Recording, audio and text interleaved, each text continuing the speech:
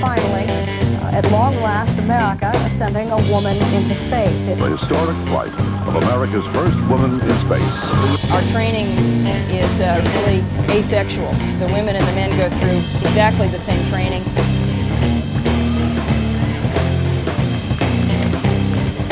You've just gone all the way up this elevator. 3 or 4 people up there because they're going to strap you into the orbiter and then they're going to leave just before the launch.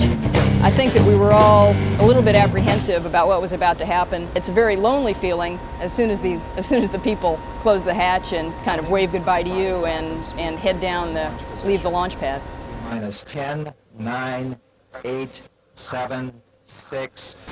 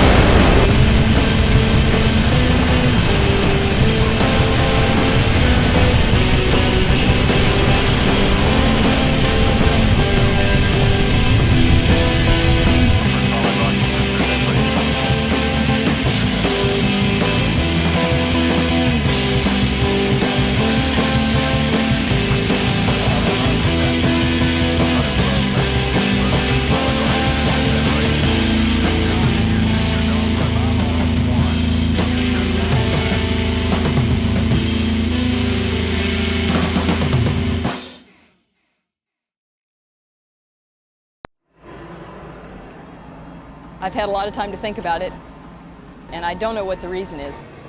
But I think that some of the people in the world understand immediately and would love to take my place and would love to go up themselves.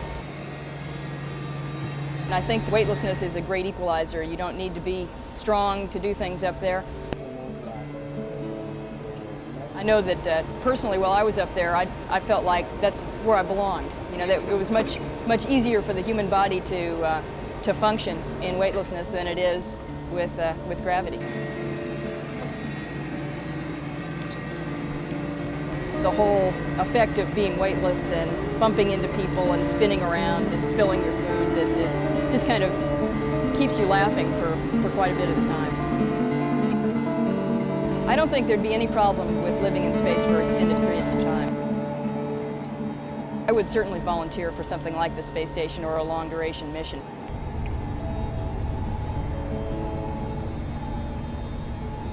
We found a bag of cashews. You had to be quick to grab the cashews, because Sally was...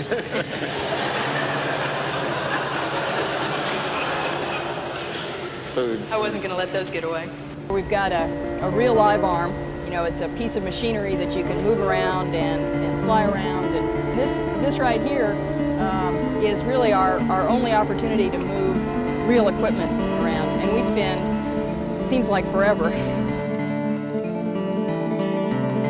You can't describe what the Earth looks like, and it's, you know, I've been trying, and I found that I just can't do it. And a lot of the pictures that we took, although they're spectacular, we look at them and we're always disappointed because it just doesn't capture what the Earth really looks like. And they're, you know, it's spectacular.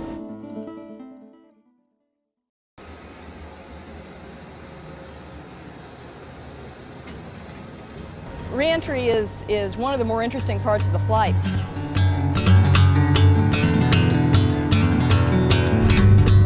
You look out the windows and all you see is bright orange that kind of fades into pinks and reds, and it's spectacular.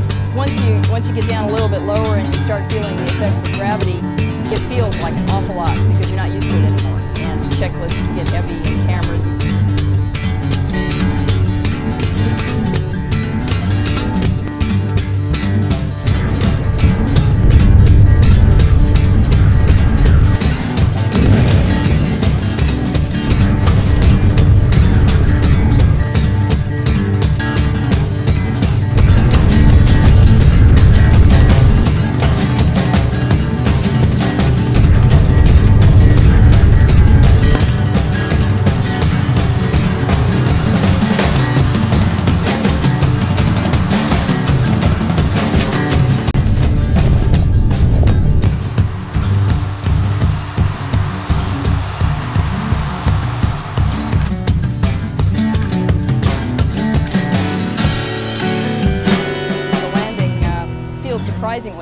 like an airplane landing.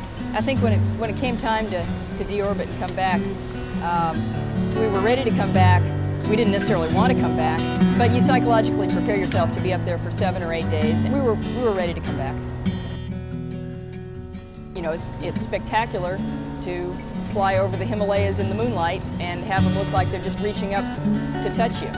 And you can see rivers in the moonlight, you can see fires all along the coast of Africa. You know, it's just a beautiful sight that it's too bad everybody doesn't get a chance to see. But NASA did a very good job, especially before the flight, of shielding me from the press and allowing me to train for the job. Right after the flight, of course, NASA wasn't there to shield me anymore, and I just had a lot of attention focused on me. I knew during the flight that after the flight I was going to get a lot of attention, so I think that there was quite a bit of extra pressure on me.